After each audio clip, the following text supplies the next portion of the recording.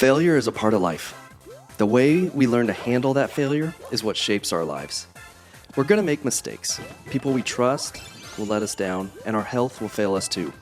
If we let it, failure has the power to crush us into complacency, solidifying our unhealthy behaviors. At the same time, failure holds breakthrough insights for our life. So what makes the difference? How can failure lead to crushing defeat in one scenario and life change in another? The answer is our mindset. And the stakes could not be higher because the people we love most are most affected by our choice to let failure hold back or level up our leadership. Psychologists call this level up mindset the Super Mario effect. Think of a video game. The path to the next level always comes from insights we glean from failure. And when it's a game, we love the challenge. How different would our life and relationships be if we took ourselves less seriously and lived with a more open, playful, adventurous mindset? Most days we have two big obstacles to overcome, ourself and our circumstances. In Romans 7:15, Paul confesses that he is his own worst enemy. I do not understand my own actions, for I do not do what I want, but I do the very thing I hate. That's Romans 7:15. Most of the time, our biggest adversary is ourself. The second major obstacle we face is our circumstances. In Romans 5:3, Paul writes, "We rejoice in our sufferings." The Greek here for sufferings is thalipsis. It's used throughout the Bible to communicate trouble, affliction, anguish, and tribulation. We rejoice in our sufferings, knowing that suffering produces endurance, and endurance produces character, and character produces hope. That's Romans 5:3-5. Paul teaches that when we're faced with trials, we should lean into our circumstances to develop our character. Rick Warren often says, God's goal is our character, not our comfort. While painful, failure is a powerful teacher if we're willing to extract the insights it has for us. As we wrap up the intro section of the Honors Journal, we shift our mindset from a posture of reflection to the application of our insights and experiences, our lessons learned. We'll unpack all of this and more as we look at the Lessons Learned page of the Honors Journal. Are you ready to level up? Let's go.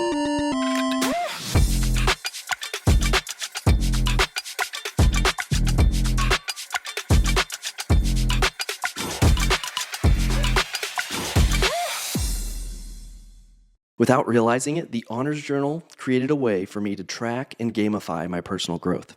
It's helped me unlock new levels of understanding and insights as I pursue habits and opportunities that honor God. I keep the Lessons Learned page in the front of the journal to remind me what it takes to stay strong and avoid drifting in unhealthy ways. If we don't learn from our mistakes, we'll never become better leaders. Learning from our mistakes requires humility and a willingness to hold our attitudes, behaviors, and results loosely. This is what it means to have a growth mindset. It's not easy to do, but with this outlook on life, you'll begin to see every bump in the road, disappointment, and challenge as an opportunity to level up your leadership.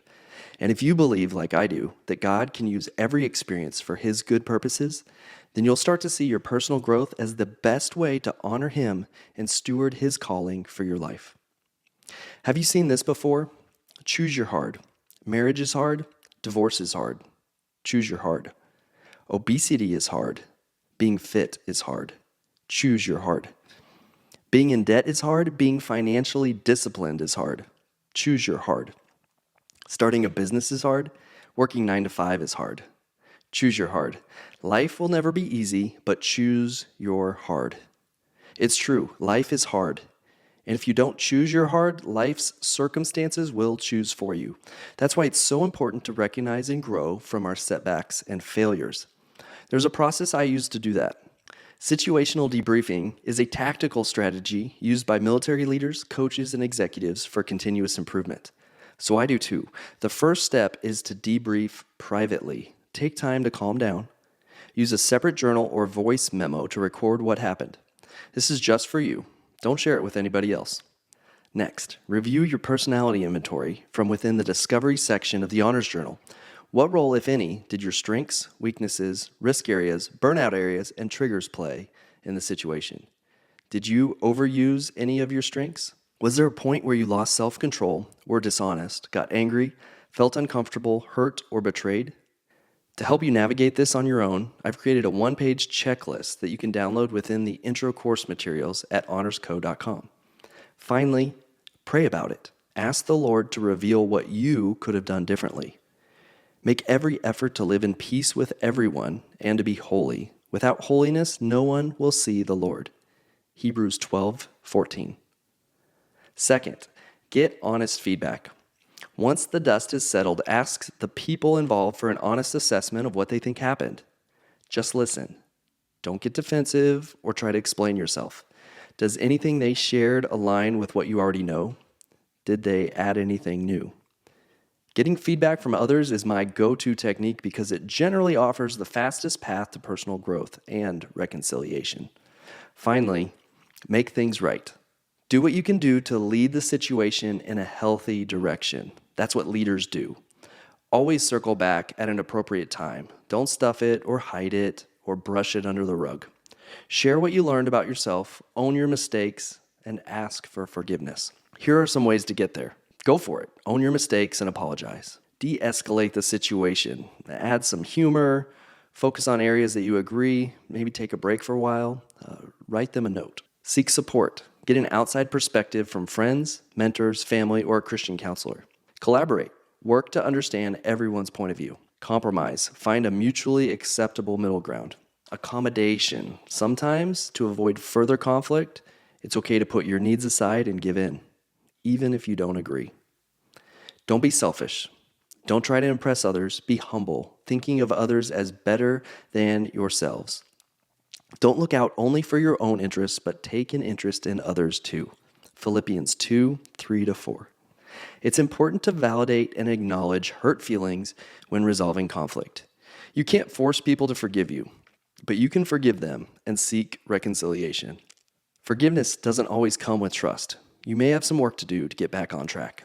As leaders, we should make every effort to use what we've learned about ourselves to de-escalate, diffuse, and prevent unhealthy conflict. After you've had these conversations, identify what you could do differently next time and write them down as lessons learned. To make this process easier, you should develop some channels of support for yourself. Don't navigate life's challenges alone. We'll get into this more in the vision section of the journal, but you need to surround yourself with people who will listen to you and tell you the truth. There are 4 sources of support you need. First, keep your eyes on Jesus, especially in tough times. Your relationship with him matters most, and you should go to him first. Read Matthew 14. Peter begins to fail the moment he takes his eyes off Jesus. Psalms 25:15 says, "If I keep my eyes on God, I won't trip over my own feet." Second, build an intentional small group. I started a dad cohort several years ago to provide a place for me and my friends to connect regularly around the challenges of the dad life. I've also been in a peer mentoring group for Christian business owners called C12. Find a group that you can connect with. Third, find a mentor. Fools think their own way is right, but the wise listen to others. Finally, team up with a close friend who's willing to work through the Honors Journal with you. Personal growth is a lifelong endeavor that's a lot more fun when you give it some structure and invite people you trust to join you. Think of the Honors Journal as a playbook for your life. When you look at life more playfully and see every challenge as a new level to conquer, you'll begin to hold your outcomes more loosely, trust God more fully, and begin to recognize God's plans for your life. I hope this lesson helps you identify some game-changing lessons for your life. Now take some time to think through your biggest lessons learned. Start by writing them down and reflect on them often.